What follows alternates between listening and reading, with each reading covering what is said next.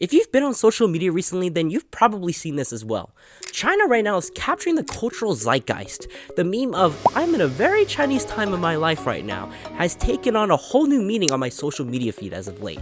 And beyond the surface level stuff of what it means to be a Chinese person, like wearing slippers or drinking warm tea, people are starting to see China in a completely different light. We're starting to see bustling futuristic cities that shine beautifully across the night skyline, bullet trains that take you hundreds of miles in a matter of minutes, and in just 2 years, China built and renovated over 33,000 hospitals and healthcare facilities across the country. I started to see a pattern of the same comments coming up again and again as these posts come across my feed. Why don't we have any of this? China's bullet train covers a distance from Beijing to Shanghai, roughly the same distance from New York to Chicago, in just 4 hours for $50. Meanwhile, America has no equivalent of something that cheap or that fast, and we also have no plans on making that even happen either. So when people try to explain this gap, I'm often frustrated because the conversation only goes one of two different directions. Either China is a dictatorship and it overworks its people, or they simply just have more money and manpower than we do. But to me, neither of them are actually the answer that I feel satisfied by. As a Chinese American, I feel uniquely positioned to tell you that this gap has nothing really to do with money or authoritarian power. What I've come to believe as I researched for this video is that the answer is far more cultural than we expect. And as I explored my own cultural identity while making this video, this is what was made clear to me. So here were the 3 questions I wanted to answer that I kept coming back to as I made this video. Where did we go wrong? What are we missing? And how do we fix it?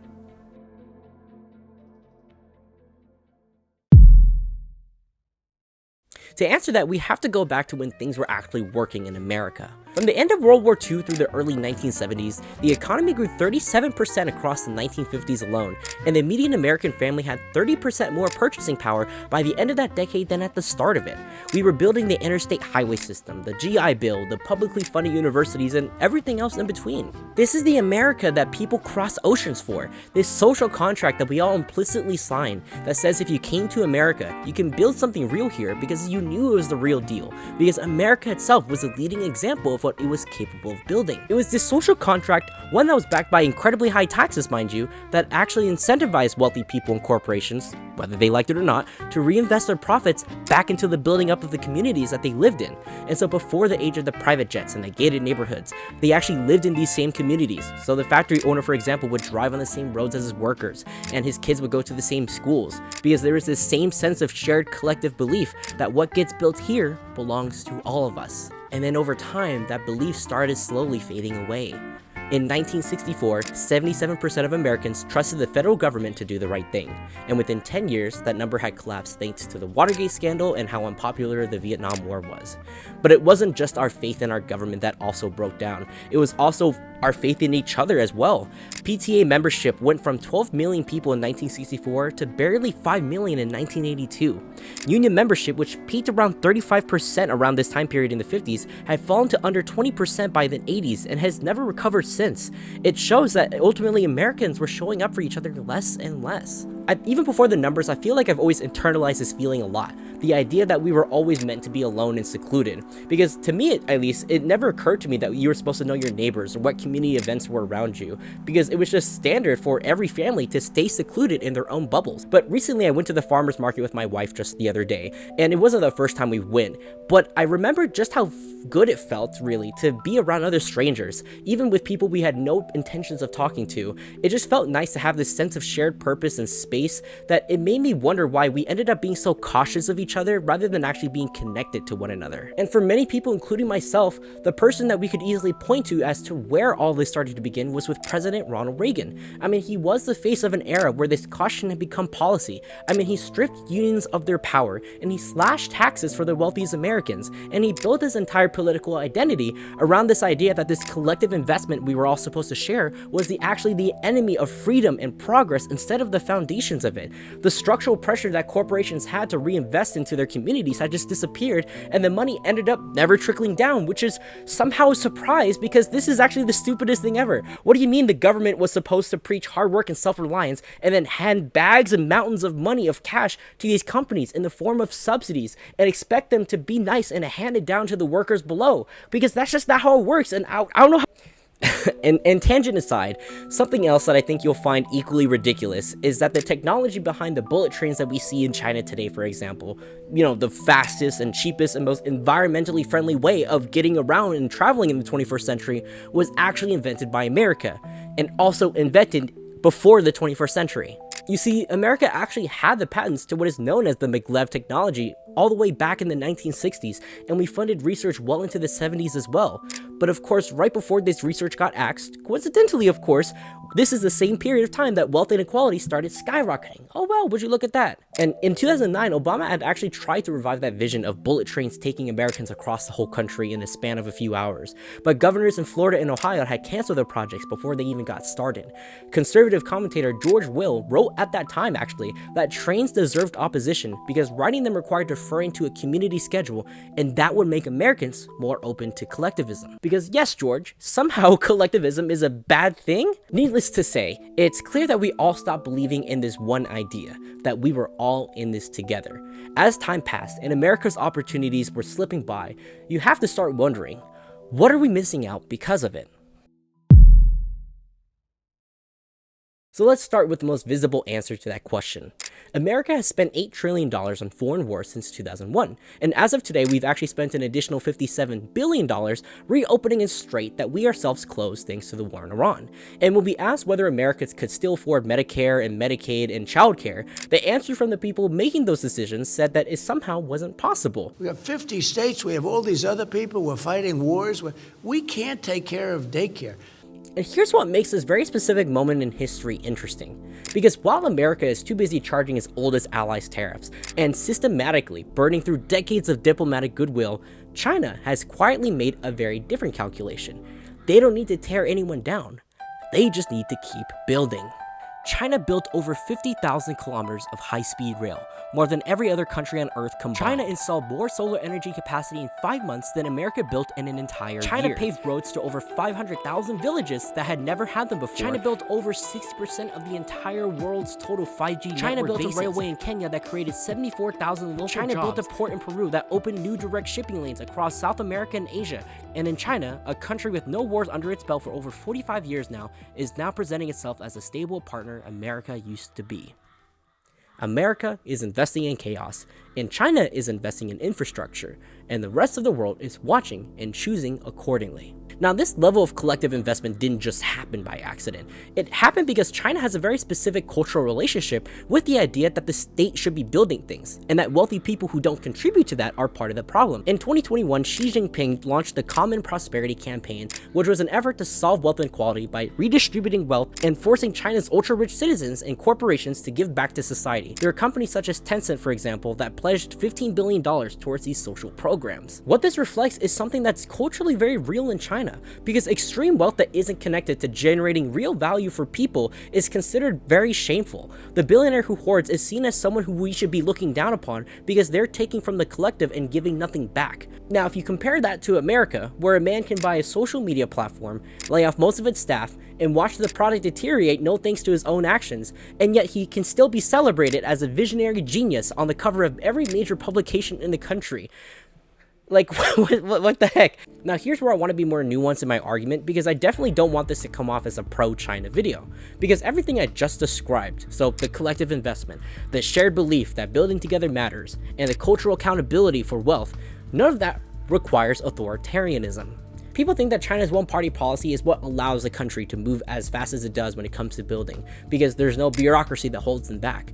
The thing that I believe is fundamentally flawed with that idea is that it doesn't address the core philosophy that China just believes building is worth doing. That fundamental belief is what carries existing democracies to actually cultivate progress without any of the costs of authoritarian control. You look at Japan, Germany, and the Nordic countries to show that you can make progress within a democracy without any of that terrible influence. In fact, authoritarianism is what actually holds China back from making more progress than it already has. Let me paint you a very grim picture of the costs of authoritarian control and how it sets back progress. A United Nations projection forecasts that China will lose 67 million working age people by 2030, while simultaneously doubling the number of elderly people. You have peaceful students protesting and being shot at Tiananmen Square. journalists reporting on Hong Kong's autonomy being jailed, and there's even detention camps classified as crimes against humanity, and a surveillance state that tracks people through facial recognition and what they say online. The Common Prosperity campaign that promised to close the wealth gap still presides over society where the top 1% controls 31% of the wealth, up from 21% 20 years ago. Every single one of these failures shares the same root cause: a government that was so certain it knows what is right for its citizens that it never built the mechanisms to find out when it was ever wrong. China's rise to global dominance is not because of authoritarianism, but in spite of it. It is this deep cultural conviction that investing in shared things is worth doing, that what we build together matters more than what we accumulate alone, and this is how this country has succeeded when other authoritarian countries in history have failed. Japan has one of the most sophisticated public transit systems on Earth, and it is a democracy. Germany rebuilt itself from total devastation into a top 5 global economy through collective investment and worker participation, also a democracy. The Scandinavian countries consistently rank among the highest in the world for infrastructure quality, citizen satisfaction, and social trust, all of which are democracies. America's specific failure has not been a failure of resources, capability, or democracy. We had the money, we had the technology, and we invented the maglev technology and then walked away from it. Our failure has been a failure of collective belief, of one that was systematically dismantled over 50 years by a hyper-individualistic culture that allowed the wealthy to capture the government interests instead of the government keeping the wealthy in check. China went too far in one direction, and America went too far in another. But the lesson isn't to meet in the middle. The lesson is to rebuild this collective belief through democracy, through choice, and through the kind of collective investment that belongs to everyone who shows up for it.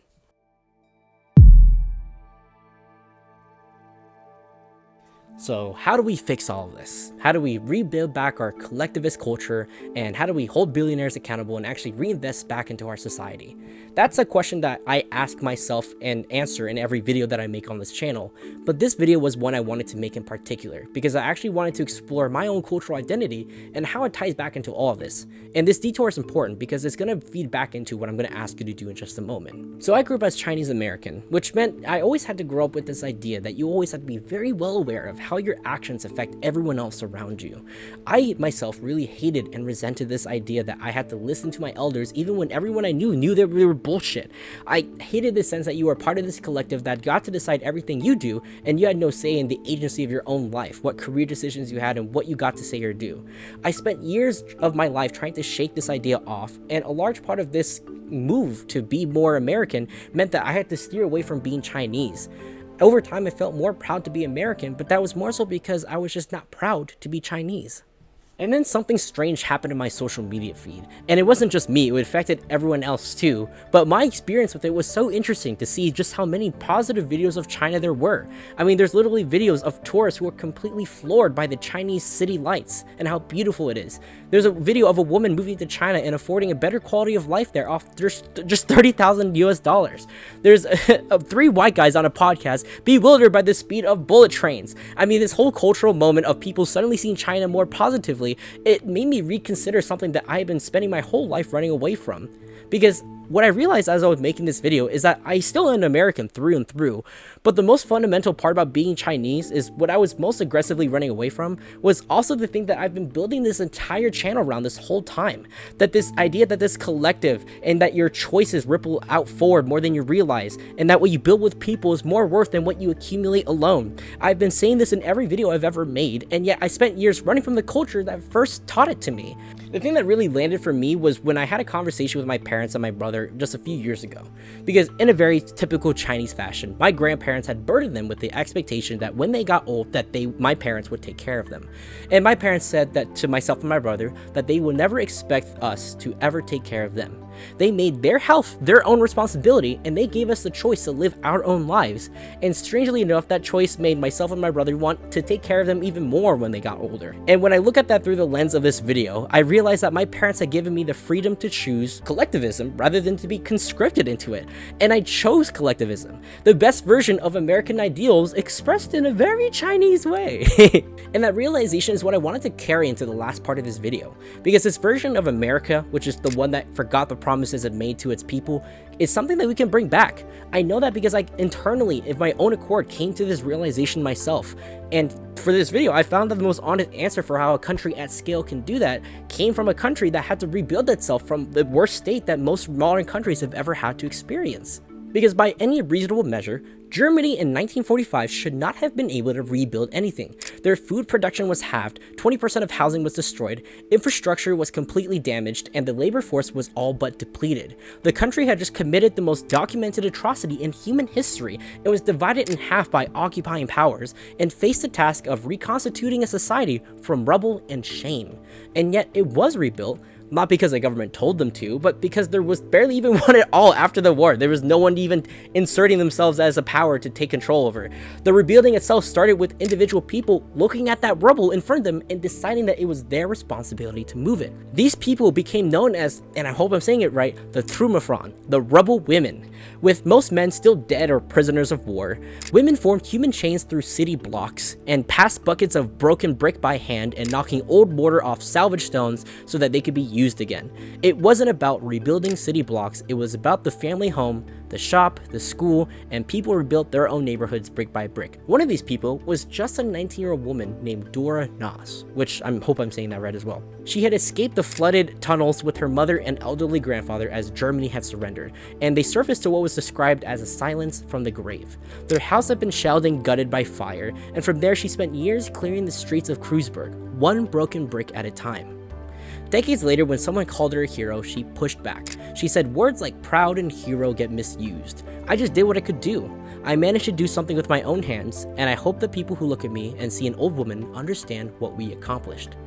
I found the story of the Trümmerfrauen to be what was the most recent and honest example of what it looks like to actually build collective belief from the ground up.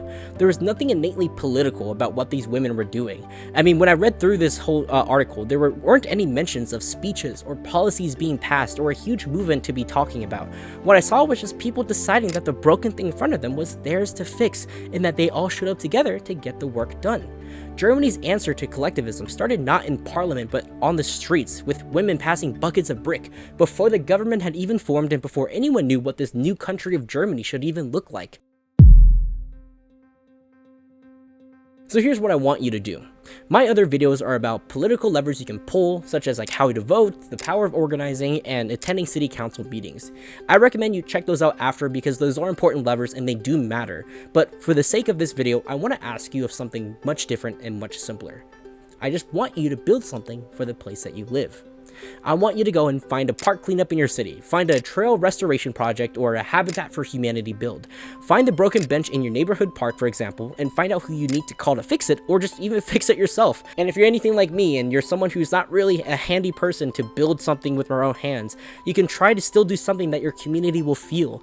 You can make a mural honoring the people around you, or a video series documenting your neighborhood, or video advertisements for your local businesses, whatever you're most capable of making that connects you to the place you share with other people. The form itself doesn't matter as much as the intention is behind building up your community from the ground up. These itself are not symbolic acts that you can do to make yourself feel better. It's the actual things that you can do because that's where you can actually benefit for the people who live around you. And that's how you form trust with strangers and form real communities.